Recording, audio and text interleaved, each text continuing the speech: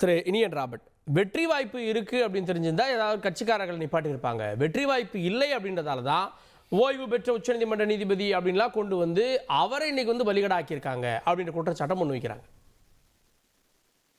இல்ல, நீங்க சொல்ற அந்த பாயிண்ட் வந்து திரு முனவர் பாட்ஷா சொன்ன கருத்தை தான் நான் புரிஞ்சுக்கிறேன்.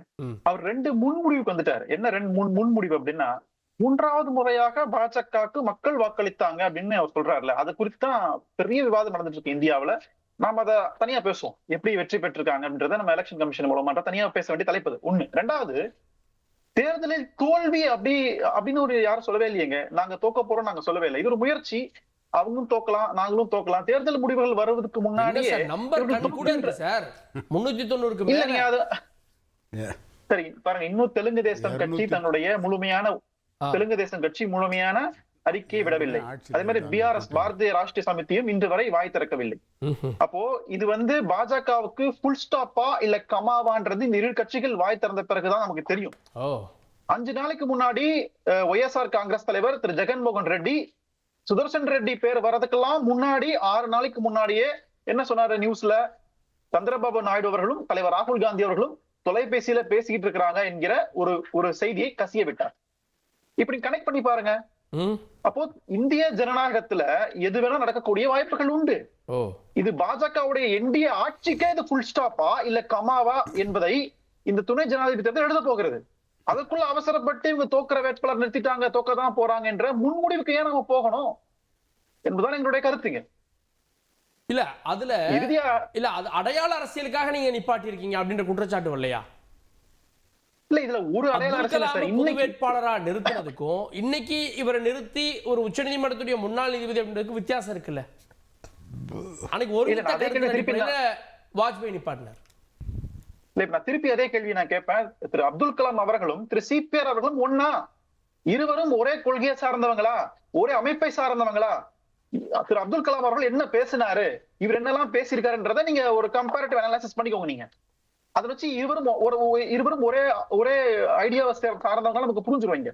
இன்றைக்கு நாங்கள் திரு சுதர்சன் ரெட்டியை நிறுத்துவதற்கான காரணம் என்ன? நாங்க இன்றைக்கு பேசுகின்ற ஒரு நரேட்டிவ், ஒரு அரசியல், இந்திய அரசியலமைப்பு சட்டத்தை பாதுகாக்க வேண்டும், சமூக நீதியை பாதுகாக்க வேண்டும், மாநில சுயாட்சியை பாதுகாக்க வேண்டும் என்கிற ஒரு நரேட்டிவ் இருக்கு. அந்த நரேட்டிவ்க்கு உட்படுகின்ற ஒரு நபர் அவரு நீதிபதியாக இருந்திருக்கா. அவரு கஷ்டப்பட்டு வழக்கறிஞராக சட்டம் பயின்று உச்ச நீதிபதியாக ஆயிருக்கிறார். எல்லாராலும் ஆக முடியாது, எல்லாராலையுமே வந்து நீதிபதி ஆக முடியாது, எல்லாராலையுமே இன்னொரு வாதம் இல்ல. நீதிபதிகள் தான் வந்து அவையை நடத்தணுமா அப்படின்ற ஒரு கேள்வி இருக்கப்போ எத்தனையோ பேர் முன்னாடி இருக்க முன்னுதாரணமா இருந்திருக்காங்கல்ல. அரசியல்வாதிகள் தான் சிறந்த சட்டங்களுக்கு பரிந்துரையை பண்ணியிருக்காங்க. இல்ல, நான் அதை மறுக்கிறதுக்கு எதுவும் இல்லை. ஆனா இந்த துணை ஜனாதிபதி பதவிக்கு ஒரு நடுநிலையான நபர், இன்னொன்னு ஒரு பேலன்ஸ் வரும் சார் உங்களுக்கு. அதாவது ஏற்கனவே ஜனாதிபதியாக பாஜகவை சார்ந்த ஒருவர் இருக்கிறார் அப்படின்னு வச்சுக்கோமே. துணை ஜனாதிபதியாக இந்தியா பிளாக்ல இருந்து ஒருத்தர் வராரு. அவரும் வந்து ஒரு அரசியல் சார்பு இல்லாதவரா வரும்போது உங்களுக்கு இருவருக்குமான ஒரு பொலிட்டிக்கல் பேலன்ஸ் ஏற்படலாம்ல. அது ஒரு ஜனநாயகத்தினுடைய பரிணாம வளர்ச்சியை நீங்க பாக்கலாம்ல, அடுத்த கட்டமா நீங்க பாக்கலாம்ல. அப்ப அதை நோக்கிதான் வந்து இந்தியா கூட்டணி காங்கிரஸ் அந்த தியாகத்தை ஏதாவது பண்ணிருக்காங்க. துணை ஜனாதிபதி சார்பு எல்லாம் கொடுத்திருக்காங்களா? இல்ல, நான் எனக்கு என்னன்னா திருப்பி பழச பேசுறதுனால மாறுமான்னு எனக்கு தெரியாது. நீங்க முன்னுதாரணம் எதையும் இல்ல, காங்கிரஸ் அன்னைக்கு பண்ணிருக்கா, இன்னைக்கு தனியா பேசுவோம். அதை பத்தி எனக்கு எந்த மாற்று கருத்தும் இல்ல. ஆனா இன்னைக்கு பாஜகவுடைய நிலைப்பாடு என்ன, காங்கிரஸ் நிலைப்பாடு என்ன? 30 வருஷம் முன்னாடி காங்கிரஸ் எப்படி இருந்து பேசுவோமா? 30 வருஷம் முன்னாடி காங்கிரஸ் எப்படி இருந்தது, இன்றைக்கு காங்கிரஸ் என்ன கொள்கையை பேசிக் கொண்டிருக்கிறது, அதுல ஏற்பட்ட மாற்றம் என்ன? அப்போ அதெல்லாம் வச்சுதான் நம்ம பார்க்கணும். 30 வருஷம் இருந்த காங்கிரஸோ இன்னைக்கு இருக்க காங்கிரஸோ ஒண்ணு கிடையாது. நான் திரு நாகராஜன் அவர்கள்ட்ட, கருணாராஜன், தெலுங்கு தேசம் யார் ஆதரிக்க போகுது அப்படின்றதுல ஒரு கேள்வி கேட்கிறார். இப்போ தமிழ்நாட்டில் திமுக எம்பிக்கள் திரு சிபிஆர் ஓட்டு போடணும், அவர் தமிழர் அப்படின்னு. இப்போ ஆந்திராவில் இது என்ன மாதிரி எதிரொலிக்கும், தெலுங்கானாவில் என்ன மாதிரி எதிரொலிக்கும்? இன்னும் சொல்லணும்னா டிடிபி ஒரு முடிவெடுத்தா அது தேசிய அளவில் ஆட்சியிலேயே பிரச்சனை ஏற்படுத்துன்றார். நீங்கள் என்னங்க அமெரிக்காவில் இருந்தால் கூட்டு வந்து நிப்பாட்ட முடியும்? இந்தியாவில் வாழக்கூடிய ஒரு குடிமகன், பச்சை தமிழன், 2 முறை நாடாளுமன்ற உறுப்பினராக தேர்ந்தெடுக்கப்பட்டவர் மக்களால், இந்த உலகம் இல்லை இந்தியா முழுவதும் தெரிந்த ஒரு தலைவர், தமிழகத்தில் எல்லோருக்கும் அறிமுகமான தலைவர், தமிழ்நாட்டு பிரச்சனைக்கு எந்த கட்சி போய் கேட்டாலும் அதற்கு பதிலளிக்க தயாராக ஒரு பண்பான ஒரு மனிதரை வந்து நீங்கள் ஆர்எஸ்எஸ் அது இது நான் அமெரிக்காவிலேருந்து வேட்பாளர் கூட்ட வர முடியுமா? அண்ணன் தான் அருமையாக சொன்னார். சிவசேனா வந்து அவர்கள் இந்துத்துவா கொள்கையை ஆதரிக்கிறவர்களாக இருந்தாலும் சரி, காங்கிரஸ்க்கு எதிரான நிலையில் காங்கிரஸ் கொண்டு வந்த வேட்பாளரை மராட்டியத்தைச் சேர்ந்தவர் என்பதற்காக ஆதரித்தோம் அப்படின்னு ஒரு அருமையான உதாரணம். உங்கள்கிட்ட அந்த உதாரணம் தமிழ்நாட்டில் கிடையாது சார். அப்துல் கலாம் ஐயா அவர்களை 2வது முறையும் கொண்டு வர வேண்டும் என்று பிஜேபி முயற்சி செய்த போது முதல்வர் கலைஞர், அப்போது இருந்த முன்னாள் முதலமைச்சர் கலைஞர் என்ன சொன்னார்? இல்லை எனக்கு வந்து சோனியா காந்தி, இந்திரா காந்தி அவங்கெல்லாம் சேர்ந்து ஒரு தூதுவரை அனுப்பிட்டாங்க. சோனியா காந்தி எல்லாம் ஒரு தூதுவரை அனுப்பிட்டாங்க. இனிமேல் நான் மாற்ற முடியாது. அந்தோணி வந்து என்கிட்ட பேசிட்டு போயிட்டாரு. அவர்கிட்ட வாக்குறுதி கொடுத்துட்டேன். இனிமேல் அப்துல் கலாம் நம்ம ஆதரிக்க முடியாதுங்கிற முடிவை தானே சொன்னார். இதே வைகோ முழங்கியிருக்காருங்க. பல பேட்டிகளில் மேடைகளில் முழங்கியிருக்கிறார். நானே கேட்டிருக்கேன். என்ன முழங்கியிருக்கிறார்? ஒரு பச்சை தமிழர் அண்ணன் ஐயா மூப்பனார் அவர்களை பிரதமராக வருவதை கலைஞர் தடுத்தார் அப்படின்னு அவர் பேசுகிற இன்னைக்கு உள்ள தட்டிங்கனாலும் கூகுளில் செய்தி வரும். அப்போ உங்களுடைய நிலைப்பாடு என்ன? தமிழன் வளர வேண்டும், உயர வேண்டும், உயர்ந்த பதவியில் இந்தியாவை அலங்கரிக்க வேண்டும் இந்தியாவிலே என்ற நிலையெல்லாம் இல்லை. உங்களுடைய அரசியல் நிலைப்பாடு என்ன? அப்புறமேலு ப. சிதம்பரம் வந்து என்கிட்ட கேட்கல, மூப்பனார் கேட்கல, முடிகிற வரைக்கும் பேசாம இருந்தீங்க. அப்புறம் சப்பக்கட்டு கட்டிங்க. அப்துல் கலாம் அந்தோணி பார்த்துட்டு போயிட்டா, நான் வாக்குறுதி கொடுத்துட்டேன், அதனால அப்துல் கலாம் ஐயாவை மீண்டும் கொண்டு வர முடியாதுன்னு சொல்லிட்டு நீங்க பாட்டு கடந்து போனீங்க.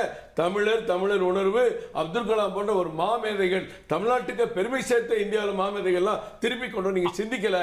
அன்னைக்கும் முதல் முறை ஜனாதிபதி ஆக்குறதுல திமுகவின் பங்கு அன்னைக்கும் அது புதுசா எல்லாருமே சப்போர்ட் பண்ண. அன்னைக்கும் அரசியலை தான் பார்க்குறேன், இன்னைக்கும் அரசியல் பார்க்குறீங்க. தம்பி கேட்டா இதுல வந்து வேற எதெல்லாம் உள்ள விடுறாரு.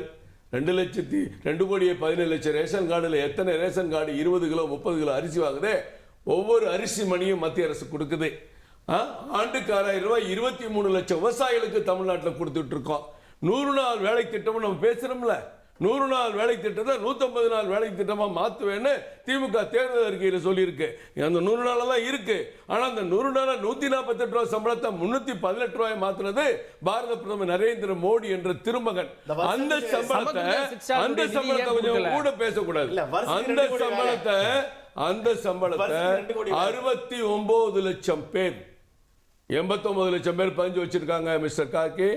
89 லட்சம் பதிஞ்சு வச்சிருக்காங்க. 69 லட்சம் ஆவரேஜா சம்பளம் வாங்குறாங்க பாருங்க. அந்த 69 லட்சம் பேருக்கு 100 நாள் வேலை திட்டத்தில் 90% ஒருவர் 300 ரூபாய் சம்பளம் வாங்கினா 270 ரூபாய் மத்திய அரசு கொடுத்துட்டு இருக்கு. வீட்டுக்கு குடிநீர் குழாய் திட்டம் கொடுத்து என்னமோ ஒன்றும் தெரியாத மக்களை ஏமாத்துற மாதிரி அவருக்கு பள்ளிக்கூடத்தில் 221 பள்ளிக்கூடத்தை மூடிட்டு நீங்க பள்ளிக்கூடத்தில் நடத்துற பற்றி பேசுறீங்க. இப்ப மருத்துவத்துறை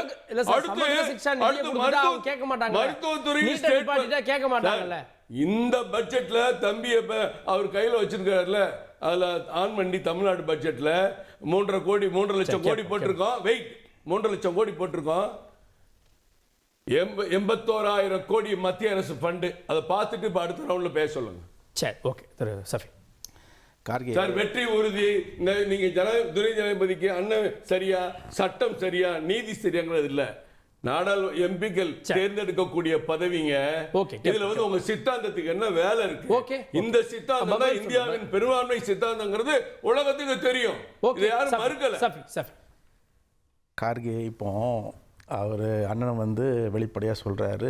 அண்ணனும் வந்து அதுக்கு ஒப்புதல் தர்றாரு. சிபிஆர் அவர்கள் வெற்றி பெறப் போகிறான்னு சொல்கிறாரு. அவருக்கு வாழ்த்துக்களை சொல்ல வேண்டிய தாழ்மை கடமை நீங்களும் நானே இருக்கிறோம், தமிழனா ஒத்துக்கிறோம். பட் இவங்க மீண்டும் ஒரு கட்டமைறாங்க இல்லையா? தமிழனாக இருந்தால் சப்போர்ட் பண்ண மாட்டிங்களா? அண்ணன் ஒரு 4 தடவை சொல்லிட்டார். பச்சை தமிழன், மஞ்சள் தமிழன், சிவப்பு தமிழன் சொல்லிட்டார். 4 தடவை சொல்லிட்டாரு. பட் இந்த ஒற்றை விஷயங்களை கொண்டு வராங்க இல்லையா? என்ன இருந்தாலும் ஒரு பட்டியலின சமூகத்தை சேர்ந்தவரை வந்து நாங்கள் வந்து குடியரசுத் தலைவரை கொண்டு வந்துட்டோம், மணிப்பூரை எரிக்க விட்டோம். ஒரு இஸ்லாமிய திருத்தி சொல்லுங்க. பழங்குடி சமூகம் இந்திய வரலாற்றிலேயே எந்த அரசாங்கமும் ராம்நாத் கோவிந்த் வச்சிருந்தீங்க. அவர் அவங்க கோயிலுக்குள்ள விடல. என்னன்னா அதுக்கு முன்னாடி வந்து அப்துல் கலாம் இருங்கண்ணே பேசி நீங்க பேசும்போது வந்தனா இடையில நீங்களே பார்த்தீங்க.